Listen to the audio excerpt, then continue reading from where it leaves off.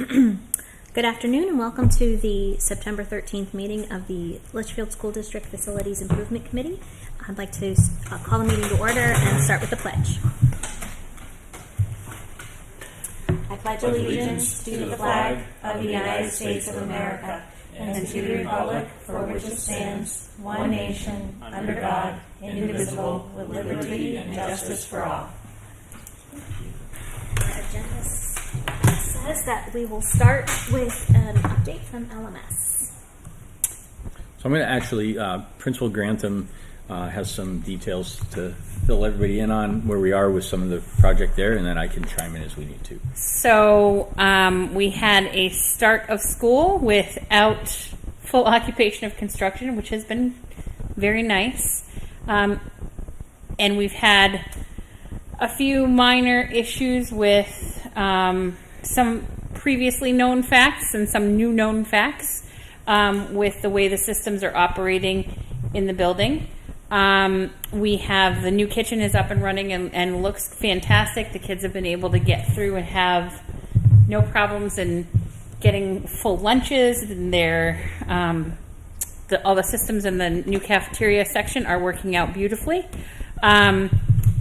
But we've had some challenges with the set points and the temperatures in the building, ranging from 72 to 77-ish degrees, with reports of high humidity, which is something that was supposed to be mitigated by the system. There is no air conditioning in the building, but it's supposed to be climate control. We've been in close contact with North Branch and NPI, as well as Design Day, to kind of figure out what is actually causing the challenges that we're experiencing right now. There's been extraordinarily, as everyone knows, extraordinarily high humidity over the last 2 weeks. It's probably one of the worst starts to school that I can remember in a long time.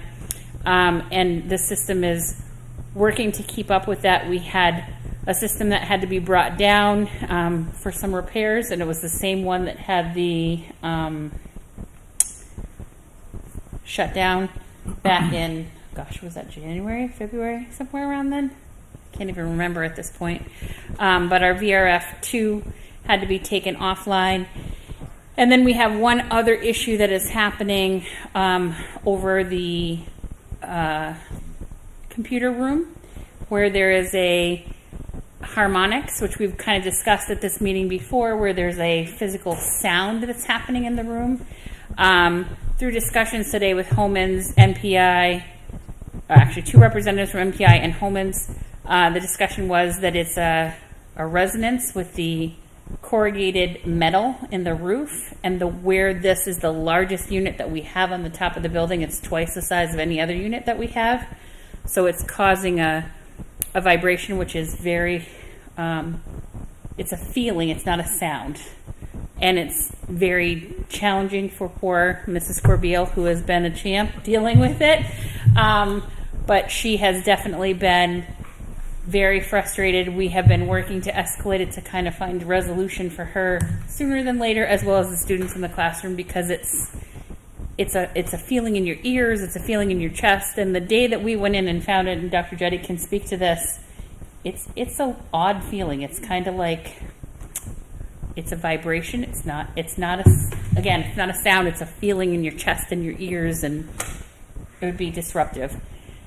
Homans and NPI today said it's at a certain decibel and a rate that the machines are running, or the system is running, that causes everything has been checked out in the system that it is operating as it should be, but it's about where it's set on the beams and the corrugated metal, which is causing the harmonics to take place. So they were waiting for feedback, I believe, from Ryan. Was that who they were waiting for? Waiting for Ryan to respond back to them in regards to what are we going to do to solve this problem, because it could be a really expensive fix or it could be a really inexpensive fix, but there's a lot of things to take a look at. I think we also had a leak with some condensate outside of room 28 with the condensate pipe sprung a Miss Cunningham called it a water feature because it was like the spa treatment where you had water dripping out of the out of the condensate pipe. There was a small crack in the pipe which caused water to drip in one of the new systems. But again, they're attributing it to the extraordinarily high humidity, doors open to the outside to let kids in for parent pickup. We've had, as Mr. Burke said, we've had one of our longest parent drop-off and pickup lines we've ever had historically at LMS. So the door is being left open longer than normal, which could attribute to that. But they're investigating. They're actively there working on fixing things, and I'm not sure where we'll land, but we're working on it. Has the commissioning agent come in and done the commissioning? And So the commissioning agent, which as you know, works for us, right? That's our check on the system. So they did some preliminary checks of the system right before school opened. And then they were waiting for this final adjustment from NPI that was really made today relative to the set points of everything. And then we will re-engage them to come back. Okay. And they'll issue a report to us if they identified any issues. So so all of it, I know, I announced it on the first day with staff that the project was over, and it is over from the sense of the installation and the work, but tweaking the system and seeing how it operates in a fully occupied building mode is going on now, and it will take a little while to get it tweaked to the point that we're comfortable with it. Remember that we're bringing in more fresh air than we ever had at LMS, right? So we've got all sorts of air handlers that are bringing fresh air in. But with that, we're bringing in humid fresh air. And, getting the system to adjust and temper that is still part of what they're doing. are there dehumidifiers in the system? It is a system that is designed to be a dehumidifier. That's why there's condensate, because it takes the moisture out of the air.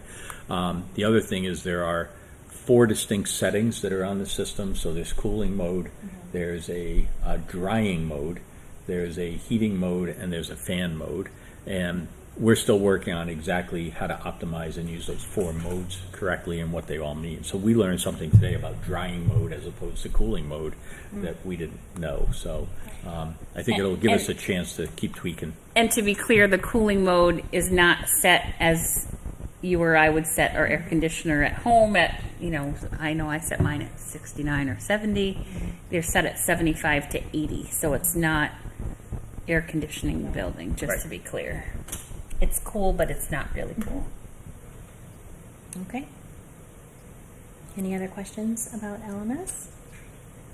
All right, then let's move on to... Just one other thing to mention. So the LMS solar project, because that is the capstone on the project. That's what will help to get us to have an efficient system. And we continue to meet with Kay on that. And she is telling us that the racks and the solar arrays themselves are in the factory, ready to go, and it's just a matter of getting the workflow lined up. So Doug and I do continue to keep in touch with Kay regarding that. We're hoping to have that on the roof. Originally, we were hoping the end of September, and so it's now midway through. So it's time for another check-in to see where they are with that. There was a hurdle because see if I got this right. The IRA, so the act that made money available for projects like this to be accomplished, indicated that there was additional bonus money if the racking systems were made of at least X% U.S. steel. And so these racks are actually aluminum, and so the question was, does that apply in the same way? So there was, so we're sort of trying to get the answer to that question, but it shows you how granular you get with the details on it, because, if we can comply and earn additional savings for it, we want to do that. But we just have to figure all those pieces out. Thank you for that update. On to GMS. Yep. So GMS projects. So I'm going to actually turn this over to Dan and Jess if I can. So I think a couple of things we want to talk about with GMS. So kind of the current environmental conditions. So we're talking about humidity at the middle school. Last Thursday, I ran all around the district with a thermometer gun and measured temperatures throughout the buildings just so that I could see what we were dealing with on those hot days that we had during the heat wave. And of course, humidity issues at GMS are a real thing. The amount of moisture in that building is a real problem. And it has been a problem throughout the summer because it's been a rainy summer. And it's worse when you put people in the building with the amount of moisture that's in the ground. So I want Dan to sort of, and just to expand on that a little bit and talk a little bit about the experience that you've had over the last, during this heat wave as we put people back into that building. Mm-hmm. Yeah, so in the summer it's actually a little bit better only because there aren't so many opening doors. But so what I did was I took the day after, so this last Friday, I went around and I did exactly what I'd done the day before with Dr. Jetty and Doug, which was go around to about 9 or 10 rooms or spaces and measure the temperature and the humidity. And what I wanted to do is I wanted to do it prior to a lot of, I'll call it, outside interaction. So we let everyone come in and kind of the building settle. So around 10:30, I went around and did, and then I wanted to see what's the building like in the afternoon, once you get some afternoon sun, as well as once you have the doors opening because recesses are going in and out. So I did another reading around 2 o'clock. And so just a sampling of what the conditions were. Rooms, temperature 74, relative humidity 93%, 75, 89 humidity, 77 was 76. That's probably our most balanced room, but still you're at 76 humidity. So in the first run, instead of just reading them all out, because the range that we had in temperatures for that was anywhere from 74 to 80. But I can tell you those rooms that had the low 74 also had the humidity of 93. So if you ever watch the news and Mike Haddad or whoever's on the MEOR tells you the kind of the real feel it feels like when you add that dew point, that 74 doesn't feel like a pure 74. What you feel is that 93% humidity in that space. And so going back again to those same exact rooms only at 2 o'clock. And now you had that room that was at 74 is now at 96% humidity. You had rooms that were then up to 81 degrees and over 80% humidity. So in that morning session, what you had was a temperature range of 74 to 80 degrees and relative humidity in those spaces from 68% to 93%. In the afternoon, you had a temperature range of 74 to 81, and you had a relative humidity range of 78 to 96. Now, in that, what I also, when I made this, and I shared this with Mike, so I don't know where it will kind of necessarily go from here, was I also had to make note of even to get those numbers. So if anyone hears those numbers and thinks, that doesn't sound that bad, I'll give them that. But what they need to understand is that even to achieve those, you had classrooms that had multiple box fans running, dehumidifiers. In some cases, you had rooms that were darkened by blinds or no lights at all just to maintain the temperature. And then in every hallway, what we had was those large industrial size floor fans. And we had those running 24 hours a day for, I would say, starting around 10 a.m. on the Tuesday that we got back last week. So that's close to 96 hours of just straight running. And so not only do you get the electrical drop, but really what you're talking about is just the environmental noise pollution, the noise pollution of just this hum. It was not a comfortable place last week, nor was it a quiet place. It was, even for your most, I would say, sensory regulated person, it was not a comfortable place to be last week. And all that had to happen just so we could maintain those. And you also in here know that the students' desks feel damp. The floors are damp and slick. We had the hallways were okay, but again, that was the benefit of running 6 to 7 industrial-sized floor fans. That would keep them. And what we noticed with the humidity is the floors were generally slickest in the morning. It was almost like you could experience the settling of the moisture. So when you go there in the morning, the floors are slick, the air not comfortable but more comfortable. And then as the energy and just the activity comes into the building, it's like the moisture kind of gets tossed up in the air. So the floors seem a little drier, but all of a sudden it's just that humid air straight into your lungs. And so again, that was just that was the experience of GMS last week. This week, the air feels less humid, but the school feels no less damp. And in fact, we actually had a student who was injured today after slipping on the slip floor and kind of catching themselves on a piece of furniture. In some cases, we had puddling. In some cases, we had some ponding. But overall, when we say like the wet floors, really what I mean is that they feel slick and they look wet. And when I say they look wet, as we were walking around, you leave footprints on the floor. You can actually kind of see. So it's not like sloshing puddles, but like you can tell there's moisture there because when you step, you kind of leave that dry footprint, and you can kind of know where you're going. Yeah. And the coolest area was the hallway because of the industrial fans, but you can't leave the doors open because the sound was just too much. Every time I tried to, my students needed to close the door so that they could concentrate. And yeah, last week I had a student slip 3 different times and not run. I mean, this is just walking calmly, but the floor is so slippery that your feet go out from under you. Dan describes it as a hum. I mean, a roar is the better term for it because they are very loud, those industrial fans. They're pumping a lot of air through them.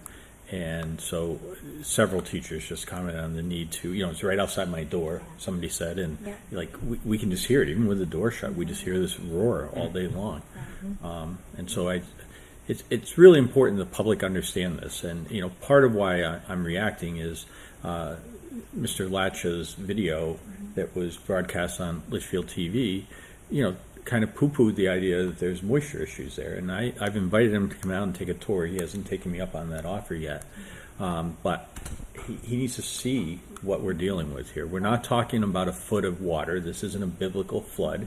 It's a skim coat of water, and it's interesting. Transition areas are the most dangerous in my opinion because if you're on the tile floor, that's got a little bit of slickness to it, but you step into the bathroom where there's a different tile. It's more of a ceramic tile, and your feet will go right out from underneath you on that tile because, it's like you're used to this speed and this grip, and then you hit a different material. We noticed when in the first, second grade when where it's carpeted, you're walking and you're almost walking normal pace, but you kind of pick up some speed, and then there's a pretty drastic transition to the commercial grade vinyl right there, and you just kind of, every time you go, whoop. And I don't know about other classrooms, but in my classroom, the floor is very unlevel, so it rolls like this. So, I'm sure that increased the slipperiness because of that transition from high to low to, Yeah, but it's a good point when we walk around. I made mention I haven't done it yet, which is just how many different types of flooring we have in the building. So I feel like each bathroom has a different type of tile. The hallway and the classrooms are generally the same. We have carpeted hallway. We have, but the kitchen tile is different than the cafeteria tile. Cafeteria hallway tile. The ramp is now. It's not as slick because it has a little bit of a. It's a non. It's not grip floor. It's a non. Yeah, it's more rubberized as opposed to the vinyl. Yeah. But yeah, we have a couple of different ones. So when you say that those transition points, there are a few of them. Yeah.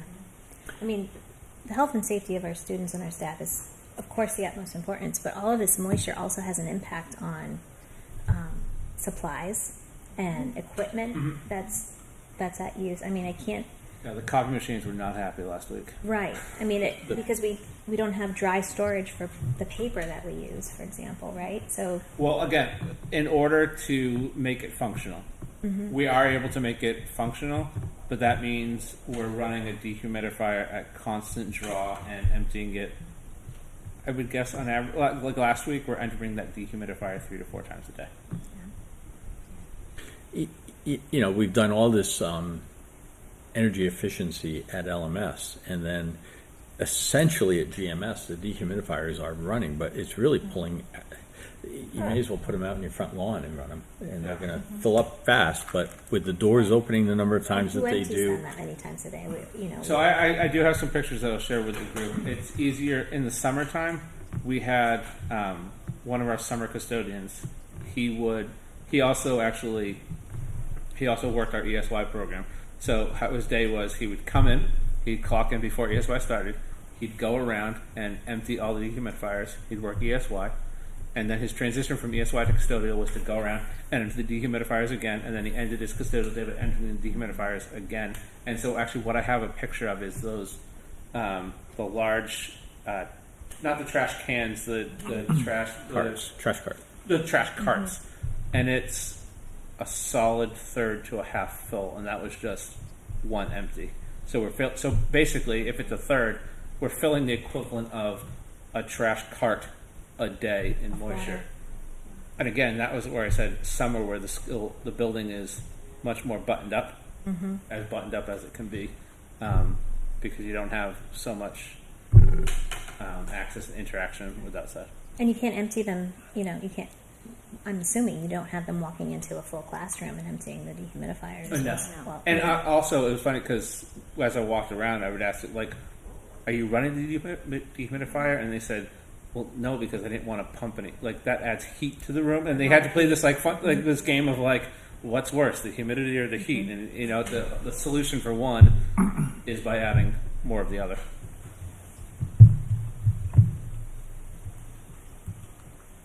Anything else on the environmental side? I think that kind of sums up what life is like. And just to put it in perspective, so I was going around to all 3 schools, and actually by far the most comfortable school was LMS. And even though the system wasn't operating fully up to speed, it was the most comfortable on that day. The second floor of Campbell had some of the higher temperatures, which you would expect the heat to rise, but it was definitely warmer there. But the ickiest feeling was GMS, because the heat wasn't quite as bad, but the humidity was way bad. And so when you put it all together, I think GMS was definitely the most uncomfortable of the 3 buildings. And we went to one classroom, which was probably the most comfortable. And we talked to the teacher, and she said, I just follow my mom's advice, which is button down and keep it dark. Yep. And it was the most comfortable room, but at the same point, and we're like, and not a great learning environment. And they said, Right. nope, but the most comfortable. Yep. So, quick question. The new GMS. Yep. Is there any conversation as far as putting air conditioning in the building? So remember, we're designing it around a net zero facility. I think the initial thought is that we would like to do that. The question will be, will the taxpayer funds support that? Because that'll be more expensive to install. And, that's the kind of thing that often gets value engineered out of a building. So it begins with, we want all this, and then ultimately it may end up being a more modified climate control system like what you have at LMS, and not true air conditioning. And just know, like, when you build new construction, you put central air conditioning. It's a lot cheaper doing it that way than it is, adding it afterwards, and it's not nearly as expensive as what you would think it is. Yeah, and maybe because the LMS project was a retrofit, so that's a harder project than new construction, to your point. Right. So maybe it is something that we can realize and keep in the project throughout. But I think we all are looking at the current realities of the weather that we're getting and the conditions that we're facing, and I think having that. Well, the other piece, people will say, well, they didn't have air conditioning in schools when I went to school. But we also didn't have anywhere near the respiratory issues that we have with some students. And we have some pretty severely impacted students when it comes to respiratory situations. And so our obligation as a public school to educate them in a comfortable, safe environment has changed over time. So, I mean, it's awful to say, but when I was a kid, somebody with an inhaler was an anomaly. You hardly ever saw an inhaler, and now inhalers are fairly common in order to breathe well. So I think that's the reality of what we have to face. And looking around this room, looking at the ages and the schools we attended, I don't think that any of them had air conditioning. No.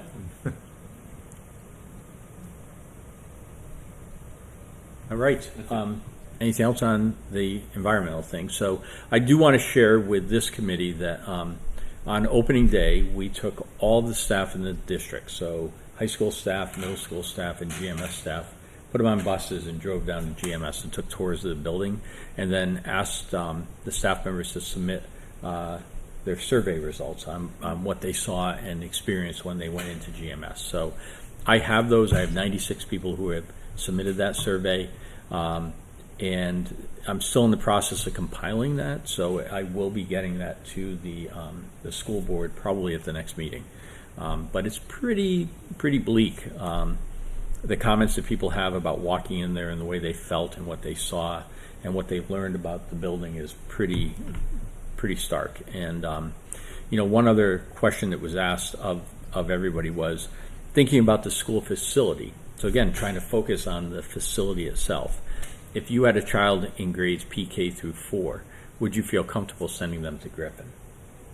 So of our educators who went there, 76% of our staff said, no, I would not feel comfortable sending them there.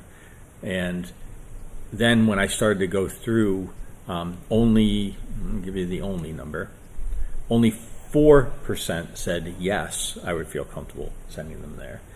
And then I started to look at the others, and almost all of the others are no buts, because what they would say is something like, the teachers there are amazing, so I'm comfortable with the teachers, but the facility I'm not comfortable with. So they couldn't just say the straight no, because they thought they were discrediting their colleagues. So they had to say, well, I love the people. Yeah. People are awesome. It's amazing what they do, but facility-wise, no. So really, the number is more like probably 96% when you really look at that. That is incredibly telling for the community to realize. It speaks volumes. That's right. I mean, Brian and I have been saying that we've had our kids. I was a GMS parent for 8 years, and then aunt for 4 more beyond that. And GMS is a great school in spite of the building. It's the education that our kids receive is an amazing community. It's an amazing community. It's testament to the teachers and staff that work there that our kids are getting a good education in spite of where they are. Mm-hmm. And so we just need to fix where they are. And I feel comfortable sharing this too, which is that when we were preparing for the tour, the way we did the tour is that most of the staff were leading the other staff on the tour, but we made sure that there was some staff kind of stationed at the building as what we kind of called highlights. So it was truly like almost like tourists on a tour. Like we'd stop here and get like a little 30-second to a minute kind of conversation about the pieces.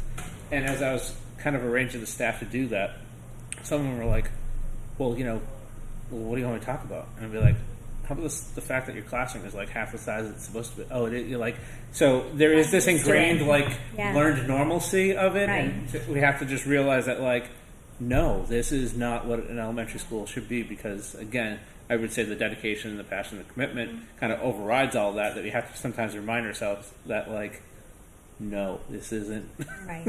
This is not ideal. Right. This is not fine. Making it work isn't working anymore. Yeah. The fact that you send your kids just out into the hallway to work in small groups, because there is no ideal place to work in small groups. Does that bring us to discussing the community forum? Yes, I thought that would be the next thing under the GMS header is the forum on the 27th. So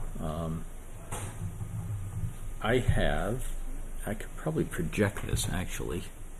Oh, I just need to plug in. Tina, can you pass me that cord? Yeah. Can't get up. I can't push my chair out. Thank you. Thanks, Brian. So we've put together a little flyer, and if everybody's comfortable with this, we can start to promote this event. Oh, I guess there was a cord. I don't know where Something that just just fell out. fell from, but there we are. So this is the flyer that we've put together. GMS Community Forum and Tours. Dan put this together, the verbiage, and then Kayla developed the. Can you make it bigger? I probably can. Close the you arrow wanna on read the it? left. I can't read it. Can I use your glasses? I said, why, you want to read it? Yeah. I'm just looking at the Oh, pictures. that one. Thank you. Didn't even see an arrow in there. And I will now do this. Okay. Fabulous. All right. And actually, too, I was working on this because we knew it was coming up, and this is what it should look like. And then last week at the school board meeting, you had like a 15-minute conversation of it would be great. I'm like, got that? Got Edit, that? edit, got that? edit. Perfect. Yeah. Everyone's on the same page. Okay, good. So we probably need to change the color of the Yeah. date because that was certainly masked in there. So let me, oop, To the left. that one. And we're going to make it this blue so it matches everything else. Are you learning Did it Canva? go? There it goes. Canva is the best. I know. I need some lessons in it. So it's going to be next, or is that next Wednesday? No, 2 Wednesdays out. Yeah. Yeah, so on the 27th from 6:30 to 8 o'clock at night. It'll be at Griffin itself. All the events are going to take place in the gymnasium aside from the tour. But Dan will have opening comments at 6:30 to kind of orient everybody to what they're going to see. He's made arrangements with staff members from GMS to conduct the community tours. So from 6:40 till about 7:10 gives about a half an hour for people to look around and be shown, and probably highlight some of the key deficiencies in the building. And then at 7:10 we'll end up back in the gym for a discussion and feedback from the tours, so we can capture thoughts and impressions. Maybe we can use the same survey, for example, and just ask people to fill that out, keep the data separate from the teacher data. And then at 7:30, we want to open the floor to ideas on the future of the current GMS. So, when the new school gets built on another piece of property, because we have to stay confident our voters are going to back us up and support that initiative in March, then the question will be, what do we do with the current GMS? Because we really need ideas and thoughts from the community on that. And we'll close by 8 o'clock. Announcing what next steps and upcoming dates we have so that people know what we're looking at. But Do we have coverage from LCTV? Because I think this would be an important forum for them to cover so that we can. I will double check that. I Okay. think it's on the town calendar, but I want to make sure that that's accurate. So we'll make sure it's out there. Okay. So I know during the school board meeting, it was brought up, like, what are you going to do with the old GMS? Have you received any feedback from anyone as far as what their thoughts are of doing with this thing? Or I'm just wondering why everyone's concern is what are you going to do with the building? And that's why we put that in there in the community Yeah. forum. Just, Yeah, but do we sell it? Do we keep it? Do we I've deal heard it? I've heard various opinions. I've heard people who think we turn it over to the town and they maintain it as a community center, like the front part of the building, the newest part of the building. I've heard people who say, let's see if we can sell the site and the building. It's not useful as a school anymore, but it might be useful to someone else, in which case it could be a great revenue source to help offset some of the cost of the new building. And then I've heard people who said you can't do anything with it; it's useless. Just I know, and I keep thinking that when you're talking about a community center, right. and how do you visualize? Well, I picture just kind of closing off the back of the building where the ramp starts.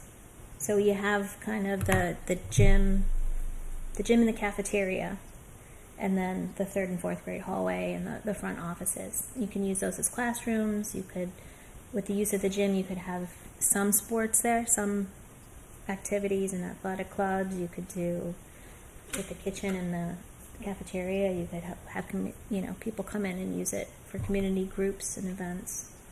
I know Hooksett did something similar with one of their old schools. Part of it's their town hall, but they use the gymnasium for pickleball. Mm-hmm. They have their food pantry actually where the Yeah. old cafeteria used to be. Right. my thought is instead of So like rebuilding, multi-use. yeah, instead of I don't know if it's comparable to Talent, but there's more. I mean, there's more to it than just Talent Hall at Dara. So Right. I could see it having a second life as kind of a community center like that. I think, a comment was made in a board meeting. I think one of the board members said tear it down. And that caused some concern in the community. And, I think that's why we need the community to weigh in. Yeah. I've heard people say that they value the 1930s Yeah. building. So, preserve Preserve that. that. I've heard people say that the cafeteria gym is useful. Well, you can preserve that. But the classrooms that are by far among the worst construction could be torn down if Right. there's not a use for those. So I think it's really the community weighing in what Yeah. they value there. And I appreciate that people attended the 1930 school and feel a connection to it, but they haven't been inside. It's not in good condition. And so Right. if somebody really is committed to doing something with it, you can have a building that on the outside doesn't look all that bad, but is non-functional on the inside, or you can, again, invest some money into doing something with it. So I think the community's got to decide what they want to do, but you're looking at, it's probably $500,000 to make that functional and to get it ADA compliant. Yeah, for the 30s building part, you mean? Yes, Yeah. the 30s building. Yeah. And so people, again, just have to recognize that that's what That's would another big investment. from the be town. asked, right? Yeah. That's a lot of money for a small building. It's a lot of money for a small building. And the reason why the school district hasn't invested in it, because they're not even standard classroom sizes. They are small classrooms. I And taught so, there. did you have a full class in No, there? I couldn't have a full class of students. The highest amount I could have was 15 because they're so small. Yeah. Yeah. But again, we want to be open ears that night and see if people have suggestions for us. So, and the other piece is I would just encourage, anybody who has questions about GMS or wants to see the current thing, come to this event Yeah, because this is a big one. this is the way to see exactly what it's about. Our staff will be there. It's intended to be a community forum night, and we're hoping the community turns out that night. If people watched Mr. Latch's video and have questions, come on down. Come lay eyes on it yourself, so that you see exactly what it is that's going on. Don't listen to what somebody told you. Don't listen to what I'm telling you. Come and see it. Come and experience it. And I'm convinced that you'll be convinced if you do that. I think it would be helpful to have handouts for people to take home, like with where they can find more information, watch the videos, all the work that we've been putting into this project. Everything's on the website. I was Yeah. actually thinking that if it may not be a bad idea to have not for everyone to take away, but an actual printed copy of Kyle's original report, like that 143 page. Like if we have that as like a bound copy there, for someone to look through to see all the options that we've gone through, everything that we've investigated, everything that we've both ruled in, ruled out, and how basically it ends up becoming an anthology, a timeline of how we got to where we are Yeah. right now. So. Maybe that last section, Dan, like the 8 o'clock, we should really just go to the reimagining site, which is the archive of all Yeah. that, and just say, if you have questions, here's the full page study. Just orient people to where to find it there. Some people have said that the website's a little bit clunky to navigate, but if we point people and can say, this is what's there, there's plenty more reading. Yeah, well, and then it actually, if we're using this as a handout and we can do it, it may not be a bad idea to, QR code for Yeah. the reimagining site. It's easy enough to do. Yeah. We can actually just add that link to this. So I'm imagining No, that's this- what I mean, is have that, and then also as some sort of takeaway flyer when they go there that night. Right. That again has that QR code, for them. Yeah, because I don't think you want this forum to turn into another one of our meetings of why do are we- we building a right. new Yeah, school. yeah, no. But I think there should be a mention, and if you have questions as to how we got here, all the reasons are right Because I can see like some new people who maybe not come to any of those Yeah. meetings. All of a sudden, like it flows into that kind of discussion. Yeah. Yeah. It feels like Groundhog Day when you go through those conversations. I've only been here for 2 years, Yeah. but Yeah.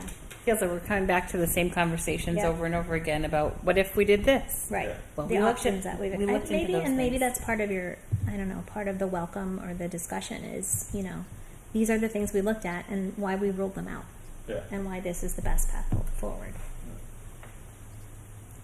I think you mentioned it, and for more details, all the reasons that can be Yes. found. Yep. You mentioned GMS, Yep. which I'd ask you, because it's not as easy to find on the new website. Reimagining is easy to find. It's It wasn't as prominent on the new website as. Yeah. it's still one of the. It should be one of the It bars is. at the bottom. But Reimagining. I don't know if it's if it is off of the GMS, but the district website doesn't. I didn't When I went to see a yesterday, link for reimagining. Pretty sure it was. I just on it the other day. okay, so here we are on the home page, Yeah. and at the very bottom, Yeah. it's right there. Oh, okay. Oh, okay. Couldn't see it on my phone. It may not show No. in the same way on Yeah. the mobile device, Yeah. but it's there. Okay. Good. Can I make a suggestion since we're on the home page? This isn't the website for me. Can we advertise these meetings on that? Sure. Because they're not posted anywhere. Yeah, it actually If it is, I can't find Is it it on in the the calendar. I it think. should be showing up right here, and it's not. So let me get this added to the Yeah. district calendar. Especially since that's what we're talking about, right? A new facility. Right. Yeah. Right. And we're open to the public, recording, and want people to join in. Or even like post like a little banner, so maybe someone does want to come in and speak. Sounds good. All right, that all looks great. The flyer looks good. It's laid out nicely. It Can we has get- everything I wanted to have in it. Get it to you for Social media. yeah, Yeah. that big push, and then we'll get it to the principal so we can get it on Yeah. our social media pages too. I'm putting it up on the sign next week. Oh, good. Yep. My blank sign right now. Jen, do you have room on your sign too? I can make room. Well, yeah, because open house will be coming down tomorrow. You have two sides, Jen. I know, so therefore, Coming when and open going. house comes down, up goes. You could always talk to the town too and use theirs out front. Yep. If this could go out, A lot in of people newsletters, don't too, go I into think that's LMS, and a lot of important. people don't, maybe not going down Charles Bancroft. Well, that would be good if, Dan, when you finish that and have it ready to go, if you send a clip, I'll put it in the links for, This? yeah, Newsletters, the, yeah. the Canva. Actually, Kayla owns that one. So, Then you can just send it. yeah. Yeah, she actually I think Actually, no, let me you see if she- you joint own it now. Do I join on it? I believe so Join on because we're all listed. I got That's on the. all our initials up here, so I think we can Okay. share it or print it or whatever we can do. I'm Anyway, going to put it in Jen Granson's team. there you go. Fantastic. And then Grantham. we need to, I think we talked about this at the board, but we'll print a bunch of copies out and hang them out around town in public places. I think it's worth a shot too. If you want, I'll print these in the office and can Okay. just make them available. Sounds good. Bring a stack on the 20th, or you want them up before? Probably up before. Yeah. Yeah, we can put these up at the library, town businesses if they want to have them. 55 plus community centers and things like that. Good talent. But, yeah.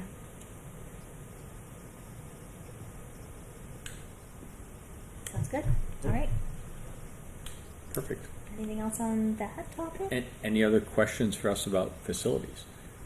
I don't think so. So let's just do a quick calendar check. We are,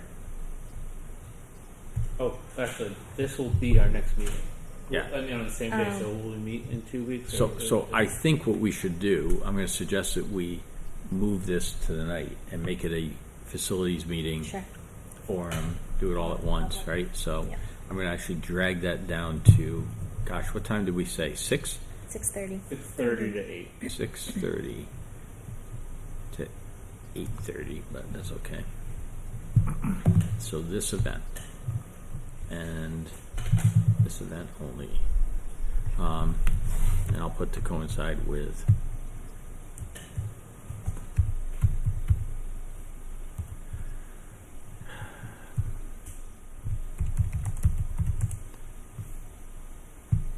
good God, Mike.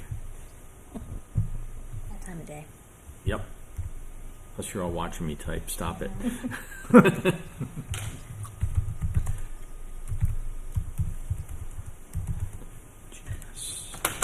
GMS. Okay.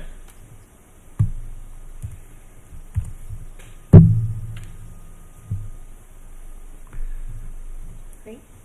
Anything else for the good of the group? Questions, comments, concerns, topics? No?